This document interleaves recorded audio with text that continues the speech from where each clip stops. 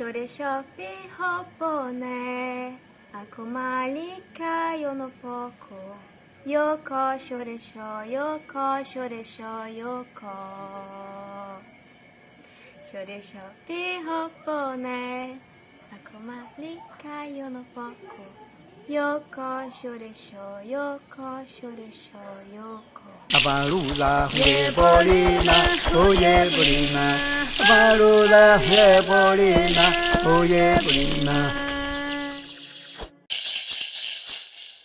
Moribenam, Oiezé Júlia do Rico, eu sou escritora e pesquisadora de literatura indígena.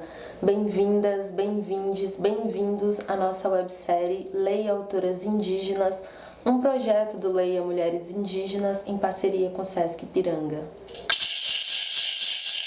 No episódio de hoje, nós vamos conhecer a mais jovem escritora do movimento literário indígena, a Niara Terena, que pertence ao povo Terena, que se localiza no estado do Mato Grosso, centro-oeste do país.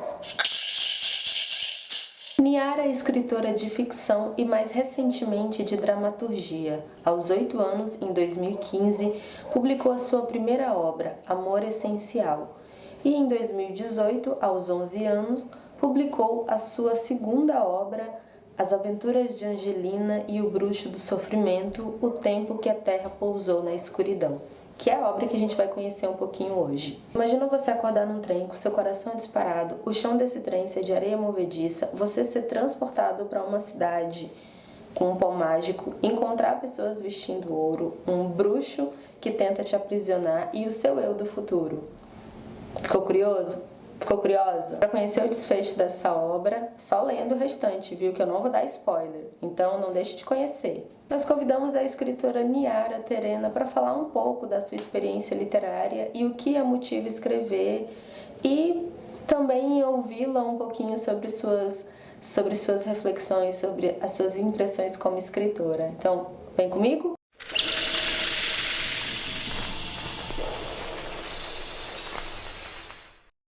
Olá, eu sou Niara Terena de Jesus Bergamasco, eu estou falando de Cuiabá, Mato Grosso, e eu sou do povo Terena. Hoje eu vim falar um pouco sobre a importância de escrever ficção para mim. Eu gosto sempre de falar sobre como a representatividade é muito importante, principalmente para as crianças indígenas. O que mais me inspirou a escrever nessa minha trajetória de autoconhecimento e autoafirmação como indígena, seja dos meus traços, seja da minha identidade, foi quando eu pude ver autores indígenas. E eu sei como isso é muito importante na nossa aceitação de quem somos, principalmente quando a gente vive em uma sociedade de muito preconceito e racismo. E quando a gente já cresce em ambientes onde a gente sente isso e só consegue perceber ao longo do tempo. Quando você vai reparando que você não aceita a si mesmo, não aceita seus traços, ou que deseja mudar alguém que você é, ou não aceita quem você é de verdade. Então, a importância que autores indígenas e autoras indígenas tiveram na minha vida é algo assim indiscutível e quase inexplicável. E eu quero ser uma autora desse tipo para as próximas gerações e para a minha geração também. Eu quero ser uma autora indígena que alguém possa fazer um vídeo como esse e citar, falar: ah, Niara Terena foi importante no meu autodescobrimento e na minha autoafirmação como indígena. E atualmente vem sendo muito importante essa trajetória que eu venho feito e esses meus momentos de aceitação e descobrimento de quem sou. E eu sou muito grata a todos os escritores de ficção que são indígenas por terem me auxiliado de algum modo nessa minha trajetória, tanto artística, como uma escritora indígena, como uma artista indígena, como uma dramaturga indígena. É muito bom poder estar falando disso com vocês e agradecer por estarem me ouvindo até agora. Eu sempre fui apaixonada por literatura e sempre tive um grande incentivo por parte do meu avô e por parte da minha mãe em relação a escrever. E eu sempre fui uma pessoa muito criativa e que sempre conseguiu se expressar melhor escrevendo e com as palavras escritas do que falando. Então, desde pequena, eu sempre me expressava, seja como eu estava me sentindo quando eu escrevia. E quando eu pude aprender a escrever, com os meus 4, 5 anos, eu já conseguia passar as minhas ideias para o papel. Aos poucos, eu fui reescrevendo conforme eu ia aprendendo e tendo suporte da minha mãe em relação a passar as minhas ideias do jeito que eu desejava para o papel. E aos meus 8 anos eu consegui publicar o meu primeiro livro, que foi O Amor Essencial. Então, o que me levou a escrever foi por parte esse grande incentivo e esse apoio que eu tive da minha mãe e do meu avô, e também do interesse que eu sempre tive pela literatura. Eu sempre gostei muito de ler, sempre gostei muito de escrever e sempre tive uma facilidade muito boa com as palavras e com transcrever o que eu sinto, até mais do que falar.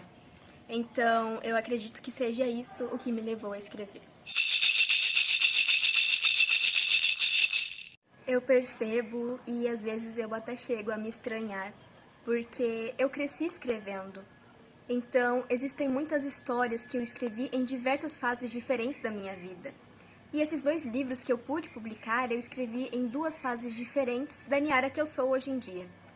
Então, muda muita coisa o modo que eu escrevo, o que eu escrevi. Então, hoje em dia, quando eu sento e paro para ler algum livro meu, que eu escrevi já faz tempo ou que eu publiquei, eu tenho esse pequeno estranhamento porque eu consigo perceber como eu mudei, como eu evoluí, seja no meu modo de escrever, de passar as ideias para o papel, ou na minha característica atual de como eu crio, de como eu faço essas histórias acontecerem. E eu acho isso muito interessante porque eu sei que algum dia, quando eu for mais velha, as pessoas que terem a oportunidade de lerem os meus livros dessas diferentes fases da vida vão acompanhar um pouco de mim, vão acompanhar um pouco do meu crescimento através das páginas. E eu acho que isso é algo simplesmente fantástico. E é isso, eu consigo reparar e tenho esse pequeno estranhamento quando eu percebo. Foi uma experiência muito boa e única nessa minha carreira, foi a minha primeira experiência como dramaturga. E eu só pude saber que eu fiz algo na dramaturgia quando as pessoas me falaram e quando eu li que eu tive papel de dramaturga. Eu não tinha percebido, não fazia ideia que eu tinha feito essa função na dramaturgia. Foi uma experiência muito bacana porque eu pude estar em família e escrever essa peça foi algo assim fantástico, muito importante em diversas questões. E eu tô muito animada para poder ver o resultado final. Obrigada, Niara, pela sua fala, é um prazer te conhecer. E é super importante mesmo afirmarmos o nosso protagonismo enquanto autores indígenas, porque precisamos de representatividade para informar o Brasil que tem literatura indígena aqui e que nós temos leitores que querem se identificar com personagens, com aventuras, com uma estética que possa de fato representá-los. Como vocês viram, a Niara falou que tem uma diferença entre a primeira e a segunda obra. A gente vai falar um pouquinho mais sobre essa segunda obra. As Aventuras de Angelina, ela traz uma característica super interessante. Olha só. Em 2013, quando a Graça Graúna publicou o seu livro Contrapontos da Literatura Indígena, que foi um grande marco para a teoria literária indígena no Brasil, ela falou que a ficção indígena estava em vias de experimentação. Desde então, nós temos visto mais autores publicando essa ficção, que é um gênero que tem fugido um pouco dos contos tradicionais e também das obras indígenas que tratam da memória. Quando falamos de ficção indígena, os leitores não indígenas esperam encontrar as características que têm estado mais presentes na literatura indígena, como histórias de origem dos deuses, do dia e da noite, dos animais, do homem e da mulher indígena e também das aventuras entre a onça, o jabuti e os animais da floresta. Todas essas características são muito importantes e elas vão continuar existindo, mas isso não quer dizer que os sujeitos indígenas não possam escrever sobre outros espaços, outros tempos, outras imaginações e criações individuais. Nesse caso, é muito importante perceber que, embora Niara não utilize nomes tradicionais, esse espaço da floresta, ela tematiza liberdade, esperança, autoconfiança, coragem e força, que são princípios ensinados na tradição terena. Além disso, nessa obra dela, ela traz elementos como trem, pó mágico, espada, gaiola, que lembram o espaço da cidade. Isso informa os leitores não indígenas que os sujeitos indígenas também existem na cidade e no tempo presente, né, pois somos contemporâneos. Nós temos visto um conjunto de obras contemporâneas tematizarem questões indígenas, trazerem personagens indígenas, ainda que de relance, mas os indígenas sempre têm estado retratados como sujeitos do século XVI, no tempo pré-cabralino, por exemplo. E isso não é legal porque nos desloca desse espaço da cidade. Nós temos o direito de viver tanto na cidade e ser criativos, e ser artistas, e ser escritores, quanto no espaço da floresta e viver na comunidade e ainda assim atuar em todo esse campo da cultura sem que isso invalide a nossa identidade indígena. Vamos conhecer um pouquinho do povo Terena? O povo Terena se encontra no Mato Grosso do Sul e São Paulo. Falam a língua terena, que pertence ao tronco Aruac. O censo do IBGE de 2010 apontou que a população terena é de cerca de 30 mil pessoas, vivendo nas comunidades e em diversos municípios. Você sabia que o povo terena tem alguns artistas que são inspiração para nós indígenas? O povo terena tem o ativista Marcos Terena, um dos primeiros a publicar um livro no Brasil. Ele publicou em 1993 o livro Cidadão da Selva para afirmar a presença indígena no país, que pregava a integração e o desaparecimento dos indígenas. Ele também participou ativamente do movimento indígena e a frase "Posso ser o que você é, sem deixar de ser quem sou" é muito famosa. Ele também foi o primeiro aviador indígena do Brasil. Outra personalidade que é famosa e inspiração para nós indígenas é a Naine Terena, que é a mãe da Niara, a escritora apresentada neste episódio. Naine é artista visual, escritora, pesquisadora e professora universitária. Ela já foi curadora da primeira mostra de arte indígena da Pinacoteca do estado de São Paulo, Vexoá, nós sabemos, e também foi uma das curadoras do Festival de Arte Indígena Rectiti. Organizou, em 2021, a coletânea indígena Tempos. Acordei assustada, com o coração batendo tão forte que parecia um guepardo correndo em cima de tambores com sapatos de tango. Eu juro, o meu coração estava tão forte que dava para ouvi-lo sem colocar a mão no meu peito.